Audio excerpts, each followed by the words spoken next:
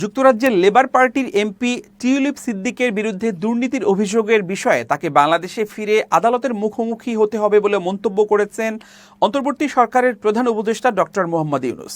লন্ডনে সফরকালীন সময়ে British television ITV-কে দেয়া এক সাক্ষাৎকারে ডক্টর ইউনূস বলেন, কোনো রাজনৈতিক সংলাপ নয়, অভিযোগের সুরাহা হওয়া উচিত আদালতের মাধ্যমে।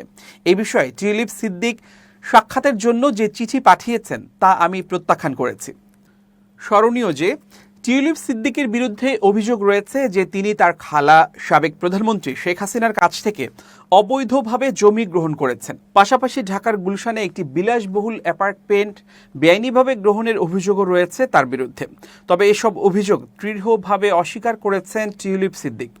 এক প্রতিক্রিয়ায় তিনি দাবি করেন, এটি বাংলাদেশ সরকারের পক্ষ থেকে একটি রাজনৈতিক উদ্দেশ্য প্রণোদিত অপপ্রচার ছাড়া আর কিছুই নয়।